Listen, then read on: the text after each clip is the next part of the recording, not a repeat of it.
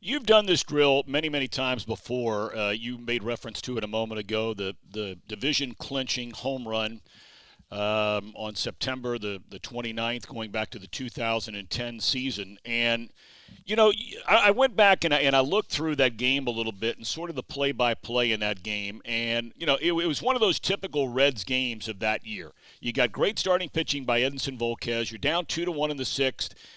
Brandon Phillips gets a base hit, infield hit, drives in a run, tie the game. Now you hand it to the bullpen.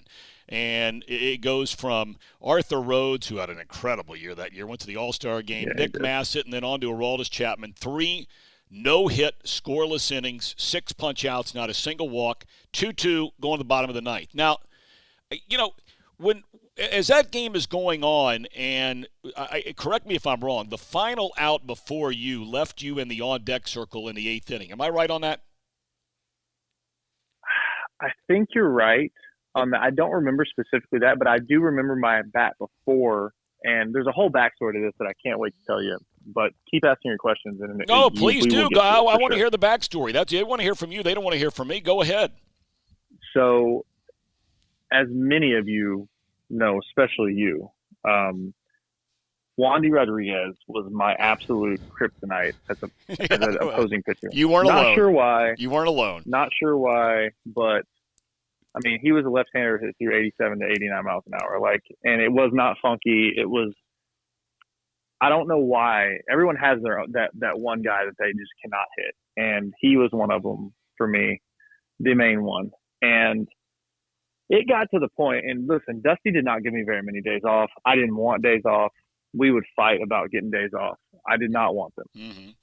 And it got to the point where it was both kind of understood from Dusty and me. Like, if Wandy was pitching, it's probably just going to take a day. Mm-hmm. I was probably just going to have a day off. And it was so rare that I got days off. And he was like, Jay, listen, like, one, you ain't got to put the stand on. Like, look, you're not going to hit him kind of deal, And Dusty he was funny about it, but he was honest about it. And I appreciated all that. That day, Wandy was pitching. And so I get to the field. Dusty calls me in. He's like, hey, man. He's like, I can hear him. I'm not laughing at you. I can hear him saying yeah, that. Yeah, no, right? Yeah. Hey, man, I'm gonna put you in there tonight. And I think I was hitting 7th. And I usually hit 4th or 5th during, that time. And he's like, I'm gonna hit you 7th. I know it's Wandy, but we got a chance to clinch tonight. So I want you to be in the lineup, and I want you to be in the game, and I want you to be on the field when it happens. I said, all right, well, that's awesome. Perfect. Sounds good to me, Mm-hmm. And I remember going up and with the bases loaded and the game was tied. And I was like, this is it. Like, this is when I can turn the whole thing around against Wandy Rodriguez. And I hit the ball hard, and the guy dove and caught it. And it might have been a double play, whatever. I forget. But I was like, gosh, another missed opportunity, Like, I almost proved him right. And so then I come back up and Tim Breddick's on the mound in my next at bat, and obviously hit the home run. And all right, well, no, back up, because we got to walk up with you now to the plate, okay?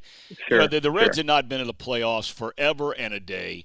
There had been very few good seasons, and you were a part of it for a couple of years where things were starting to build back up and a good core of you and Joey and Brandon, among others, and you bring in some other people and that sort of thing. But when you get back from right field at the end of the 8th, or after the top of the 9th, and you come back in the dugout, is there any part of you that's saying, okay, Burdick's in the game, you're a sharp guy, they're going to bring him in to face you.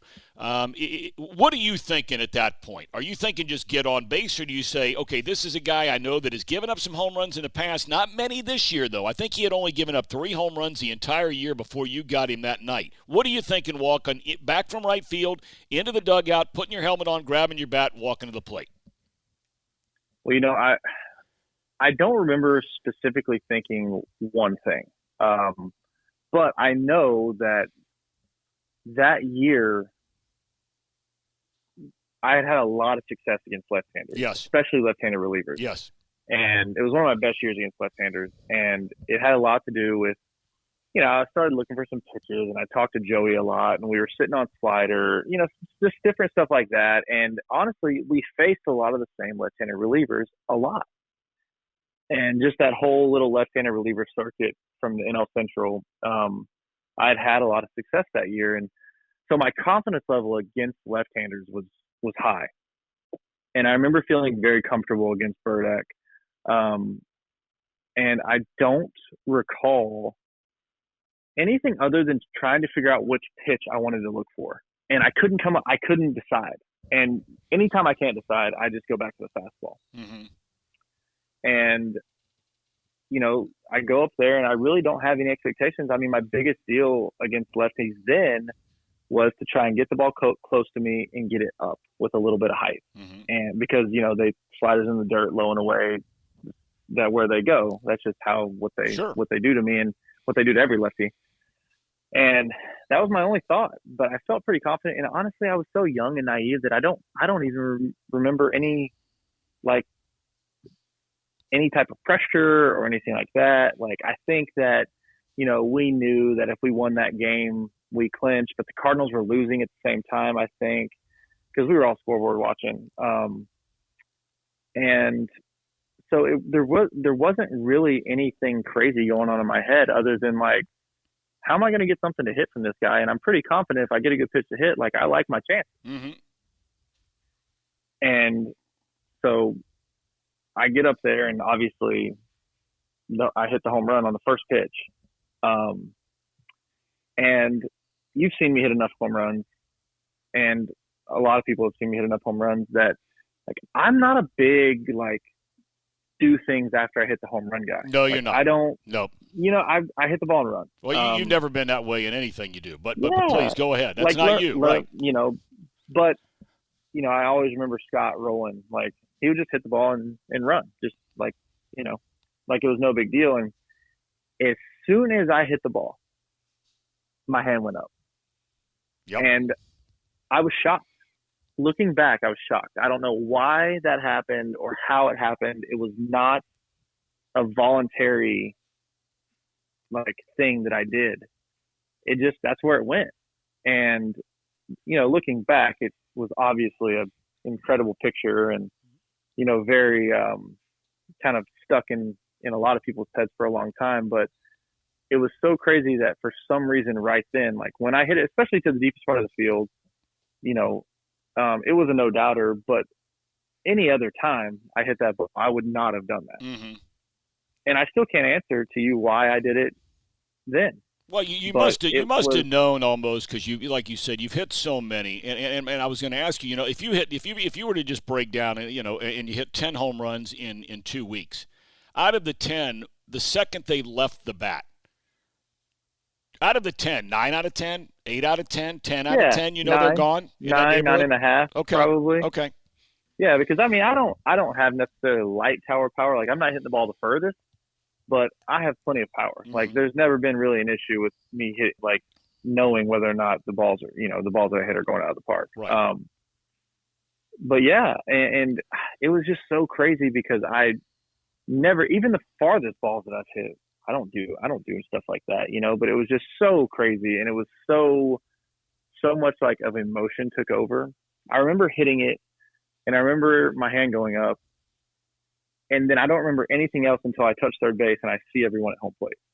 Do you have a picture in your mind as you're coming around third? Everybody has that picture of a moment in their life, and it doesn't have to be one as significant as the one we're talking about. But if your mind took a picture, did it take a picture of when you hit third base, what you remember seeing? Oh, absolutely. And there's a really good shot from, I don't think it's the dugout camera. I think it's maybe up, upper, on the left field side of the field. Yeah, it's a great picture. You're right. It's the main picture. Yep. But it looks a lot like that to me in my head, and just the craziness that's going on at home plate is something that I will never ever forget. And it was just incredible. I mean, it was incredible. It was incredible. And, looking back too, it's so hard to think that was 10 years ago. I know. And also being so young, and not even having time, because I'm a big advocate of, like, I don't think about the things that I try not to think about the things that I do in my career, good or bad, in the moment. I just think, okay, that happened. Let's turn the page. That happened. Turn the page. That happened. Turn the page.